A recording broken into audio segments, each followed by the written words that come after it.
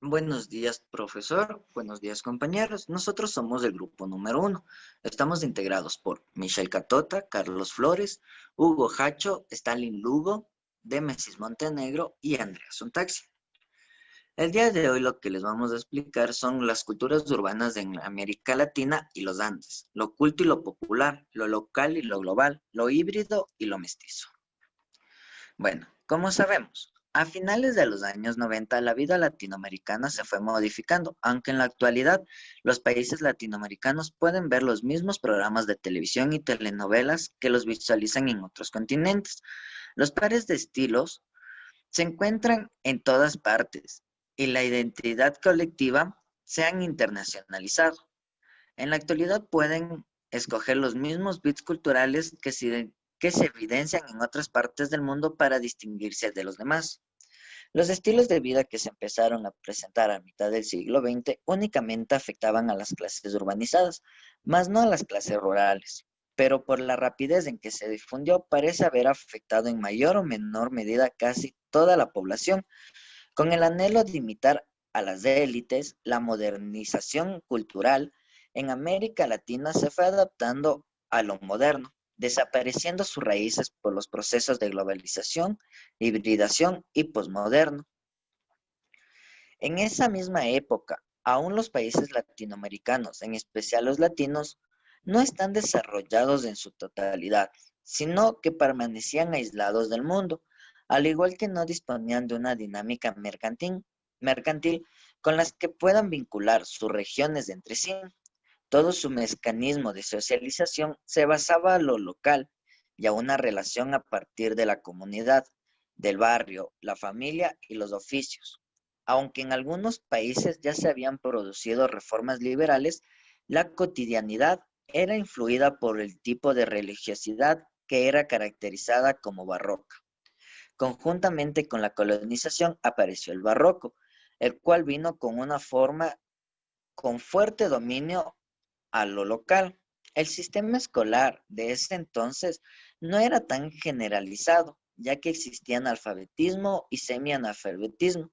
En los años 30 y 40 aún era posible ver las culturas populares en los Andes, lo andino y lo hispano, y no solo se visualizaban en lo rural, sino también en lo urbano. Más o menos por 1950, José María Arguedas tenía una preocupación en cómo las culturas locales se empezaban a deshacer por motivos de los medios de transporte, ya que facturaban de cierta forma al aislamiento que había servido como cimiento o como base de desarrollo de su cultura. Debemos tomar en cuenta que para esa época el cine, la televisión, la prensa, la literatura de difusión apenas había estado comenzando a difundirse en todas las ciudades, y que para gran parte de las poblaciones rurales aún no tenían acceso. En esa época, Arguedas desarrolló un registro orientado al rescate de los elementos de las culturas andinas, de su memoria oral, de su ritualidad, en vías de desaparición. Arguedas se refería a las gigantescas empresas distribuidoras de materiales destinados a la estandarización de la mentalidad. Lo andino iba encontrando en la urbe nuevas formas de expresión y hacían de ellas campos de lucha. Los Andes se construyeron a partir de un juego de relaciones sociales, culturales y medioambientales entre el sistema colonial y neocolonial y el mundo indígena. Nuestras preocupaciones actuales, aunque aparentemente obedecen al mismo contenido, son distintas, ya que a la vez que estamos embarcados en una nueva dinámica de cambios culturales, vivimos los efectos de procesos que en buena medida ya se dieron. De hecho, han cambiado los elementos de la cotidianidad a partir de los cuales estamos en condiciones de percibir lo tradicional o lo moderno. Pero no solo la cotidianidad ha sido invadida por la modernidad, sino que las formas de representación de lo tradicional y lo moderno se han modificado. Hoy en día existe una fuerte tendencia hacia la pérdida de las bases locales, de esa historia y de las nociones necesarias para entender la relación entre los procesos globales y lo local, como si en el como si el olvido cada vez con mayor fuerza le ganara espacio a la memoria y se fueran diluyendo las trayectorias históricas de identidades y autoidentificaciones. Los signos que servían de base para clasificar y ordenar la imagen de la ciudad se han complejizado y ahora resultan insuficientes. Esto se debe a que las ciudades han crecido y se han diversificado, de modo que se nos ha hecho imposible captarlas a un solo golpe de vista, ya que para movernos dentro de ella cada vez se nos ha hecho más difícil. Ahora ya no se habla de ciudades, sino de megaciudades, las cuales están formadas por una infinidad de partes o fragmentos a las cuales se les ha comparado como una jungla. En cuanto a su forma de vivir existe una contradicción.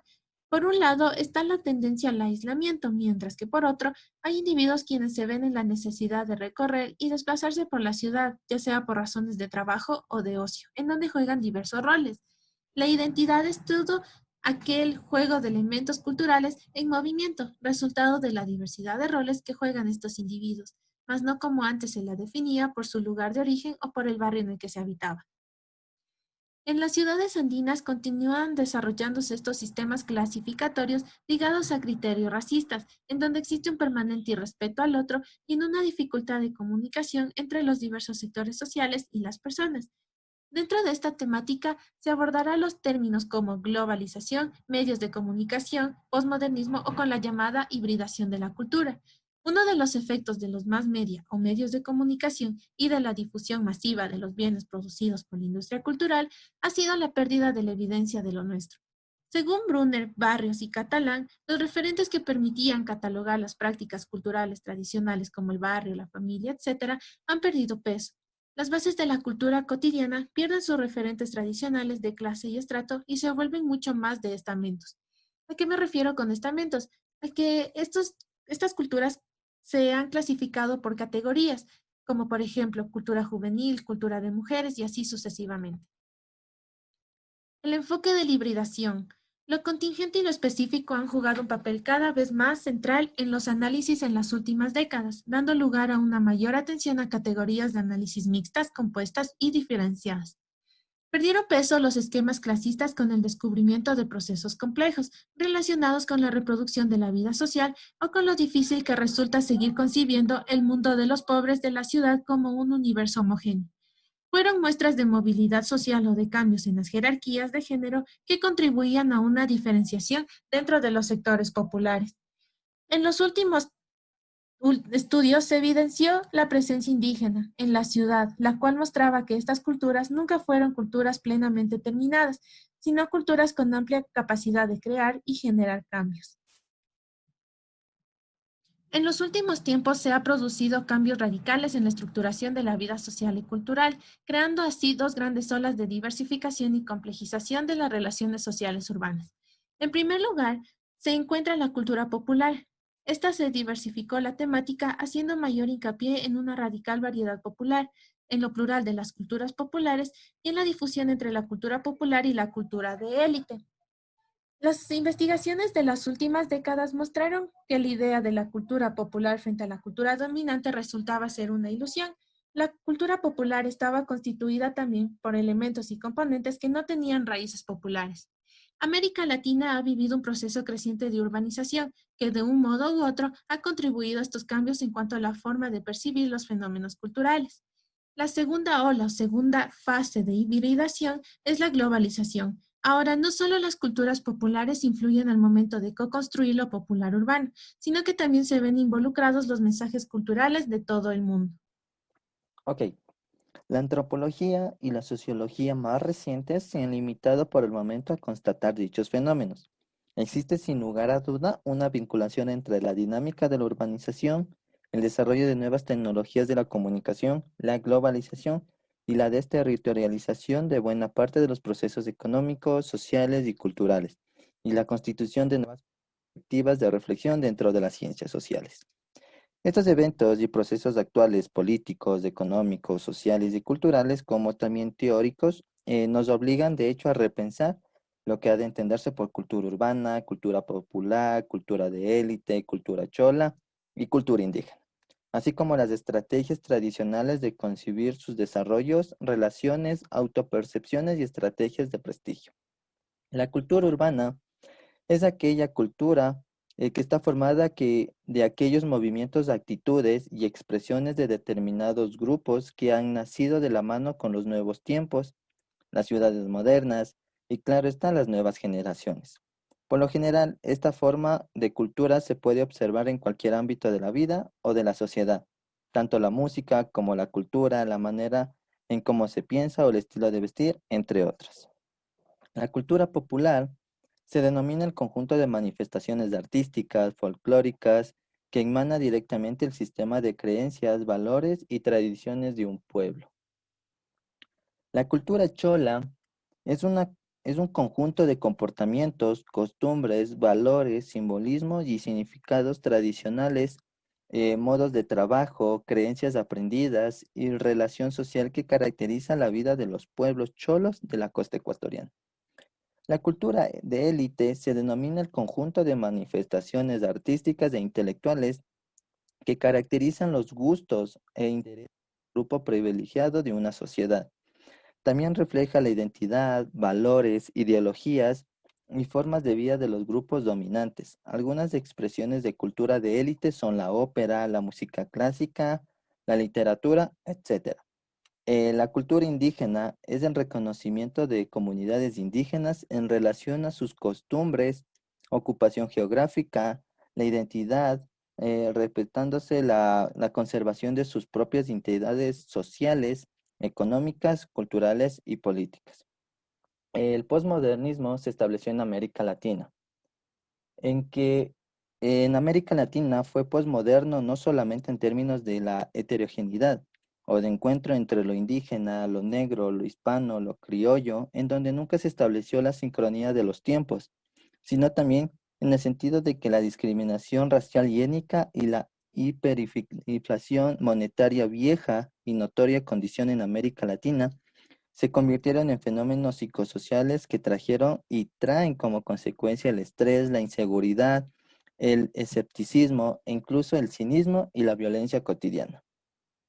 La destrucción de tradiciones no es solamente una pérdida de cultura, sino también la pérdida de las fuentes necesarias para resistir la absorción del postmodernidad y capitalista.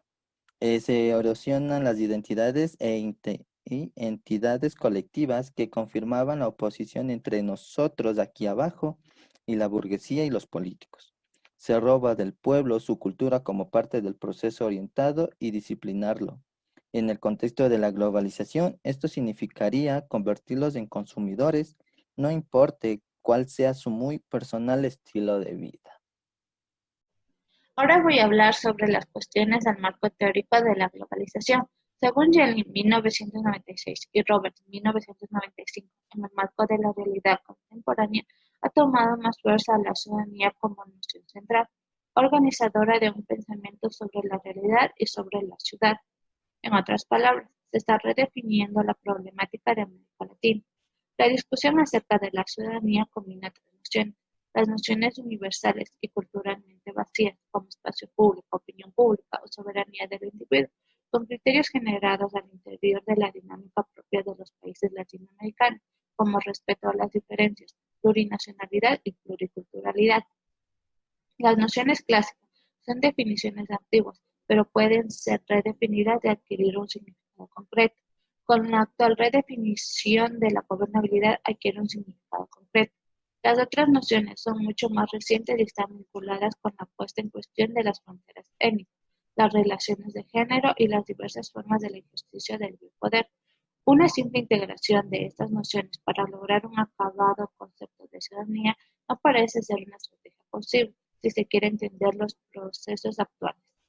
Algo semejante parece suceder con otros conceptos de la sociología moderna, utilizados para describir procesos en sociedades del primer mundo, pero que no siempre se ajustan a la realidad de América Latina. Algunos sociólogos han dicho, por ejemplo, que el grupo de referencia para construir el nosotros nunca ha sido tan abstracto y lejano como ahora.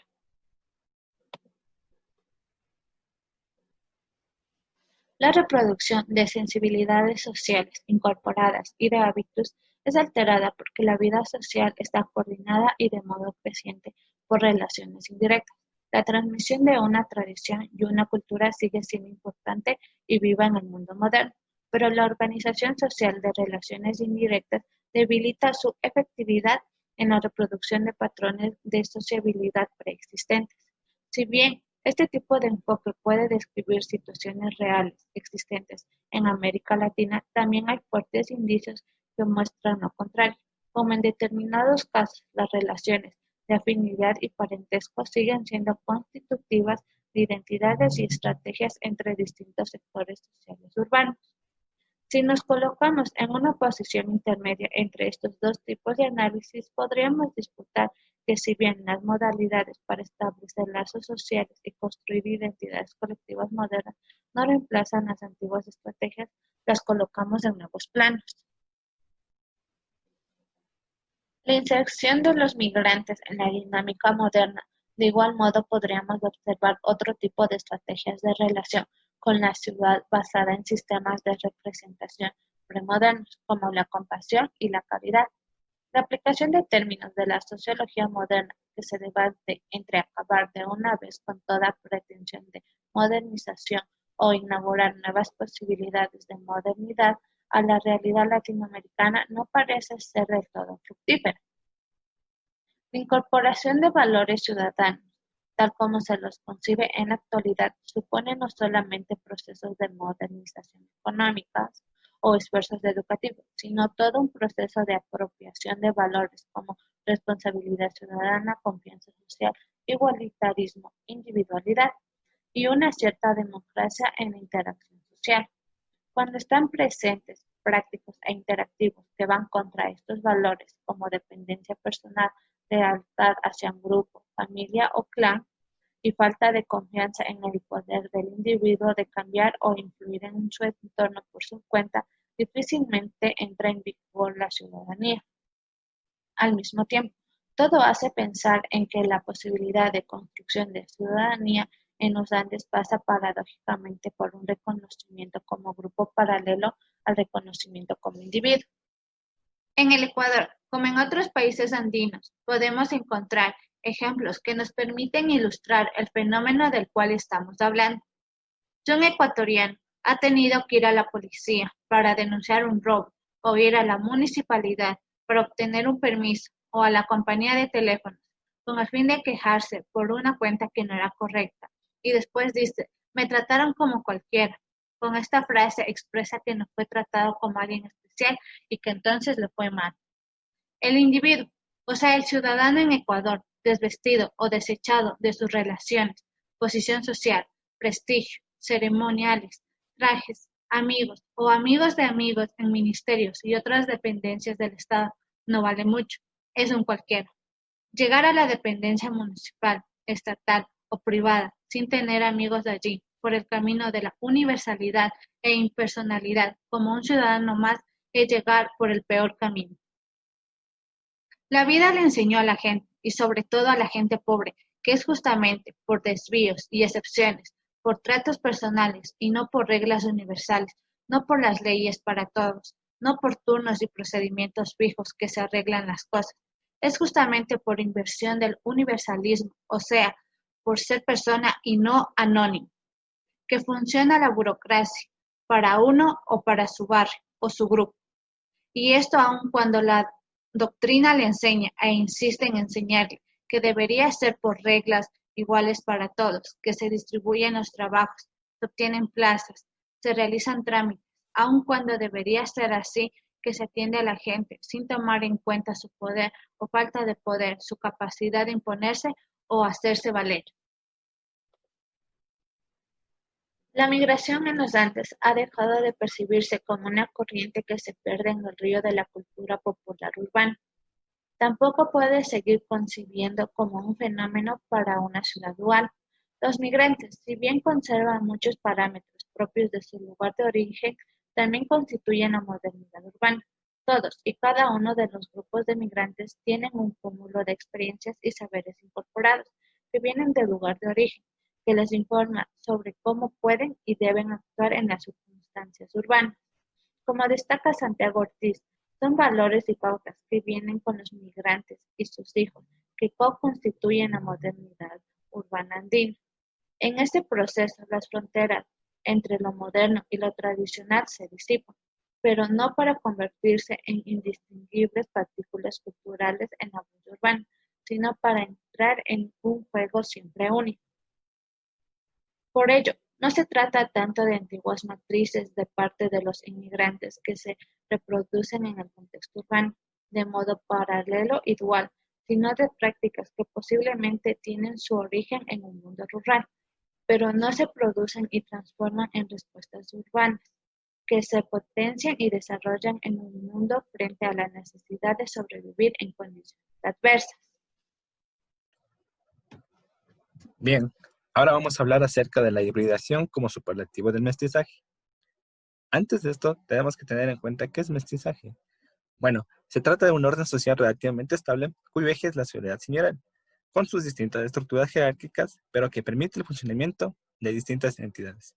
¿A qué hace referencia esto? Bueno, cuando hablamos de mestizaje y ciudad señorial, damos a conocer que existe un orden jerárquico dentro de una comunidad, de una sociedad, donde viene distribuido en orden, se puede decir, del funcionamiento que cada uno rige dentro de la sociedad. Siendo así, las personas mestizas, pues, es la combinación de una raza española con una raza indígena, que da origen al mestizaje.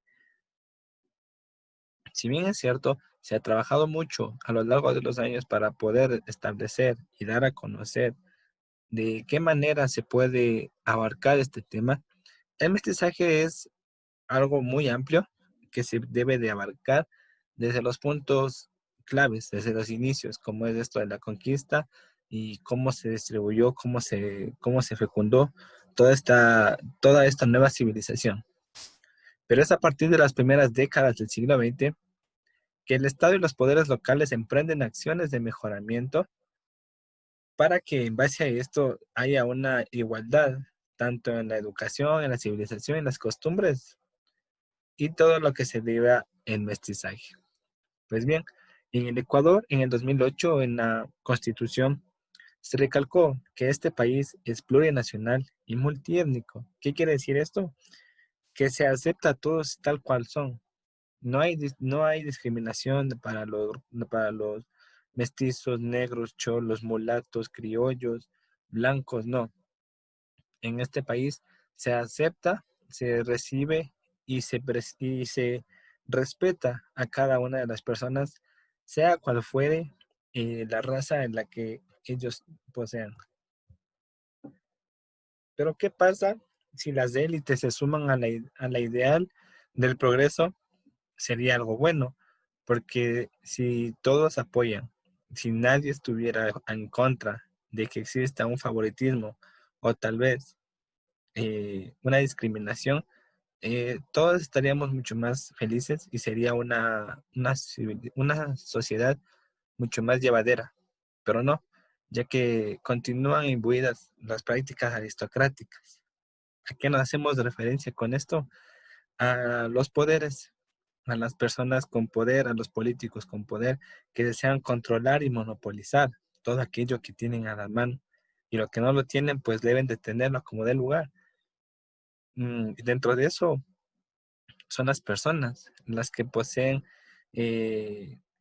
las que poseen un libre albedrío, pero no es así en el caso de los Estados Unidos. Sabemos que hay mucha discriminación racial de parte de las personas, de los policías más que todo, pero el presidente de dicho país pues no hace nada. Es uno de los líderes mundiales más peligrosos por este mismo extremismo que lleva al racismo y no deja ver que sea algo de importancia para su gobierno. Pero bueno, en fin, si bien es cierto el mestizaje asumido no elimina el conflicto étnico y racial, esto porque el mundo indígena y negro continúan reproduciéndose.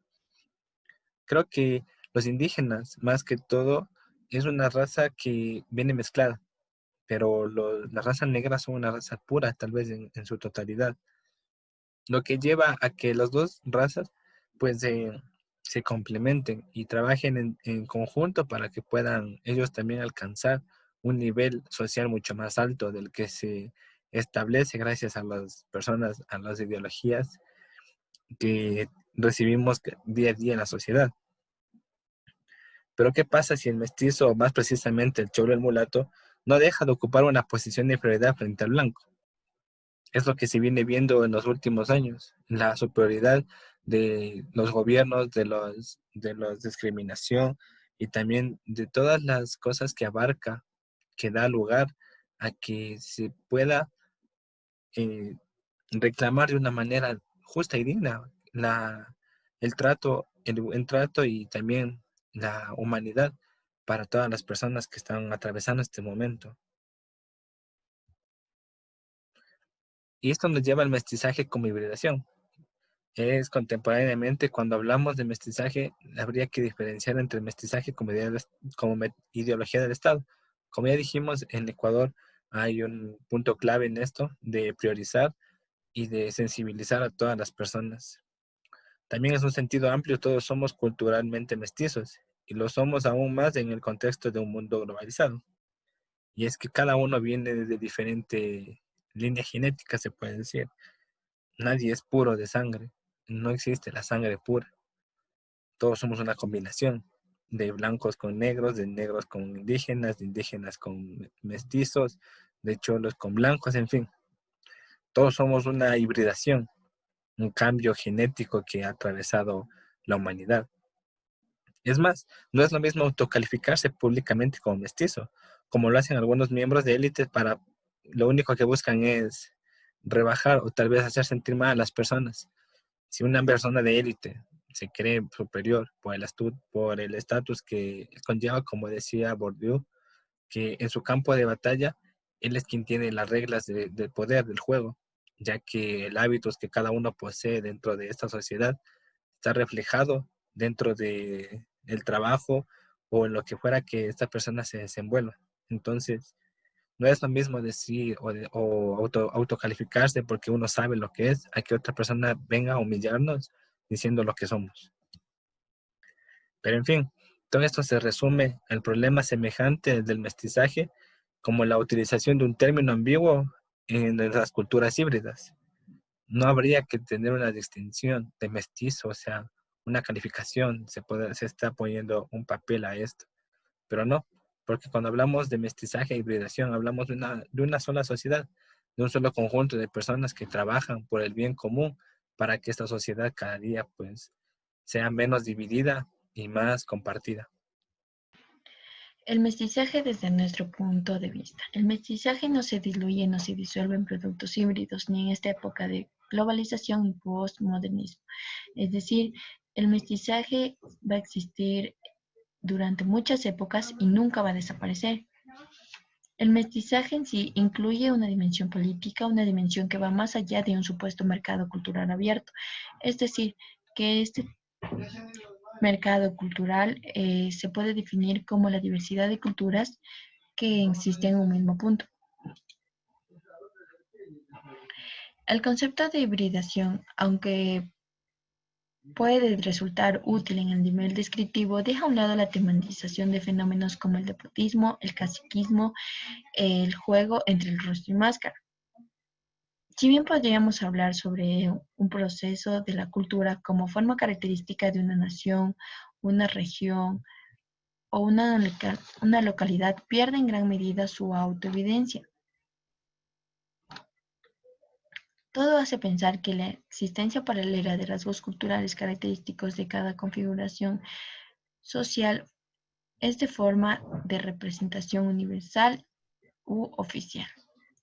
En el caso más patético en ese sentido es el de las tribus urbanas.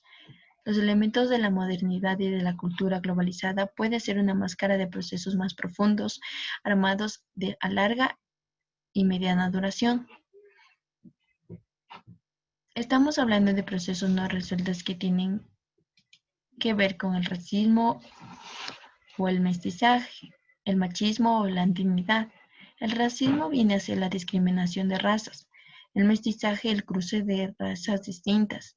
El machismo es la manera de creer que el hombre por naturaleza es superior a la mujer, y la andinidad viene a ser el nombre que se le da como identidad propia a una región. Se mezclan lógicas modernas de igualdad y transparencia con lógicas no modernas. Esto rige tanto para las relaciones del Estado con la sociedad civil como para los tratos cotidianos. Una ambigüedad constante que obliga a moverse entre lo explícito y lo ordenado y las prácticas de disimulación y de fingimiento. El hecho de no siempre existan dispositivos de control y vigilancia da lugar a una sociedad permisiva en muchos sentidos y al mismo tiempo capaz de mayores violencias. Partimos así de las culturas, los grupos, las etnias, tradiciones y herencias urbanas que no se disuelven ni en tiempos de globalización y modernización sin rumbo.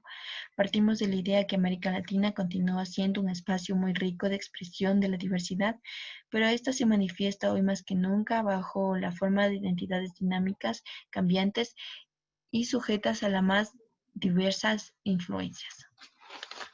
La cultura de masas es normalmente descrita como un tipo de cultura basada en el consumismo.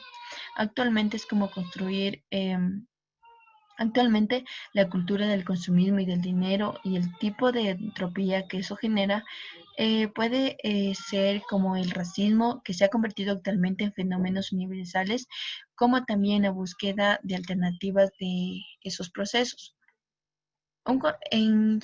También un concepto que se asocia también con la noción de la globalización, ya que gracias a ella, la cultura de los países dominantes como Estados Unidos o Inglaterra han llegado a una importante cantidad de regiones, siendo absorbidas en ellas como parte de la cultura original y anulando así elementos tradicionales de cada lugar.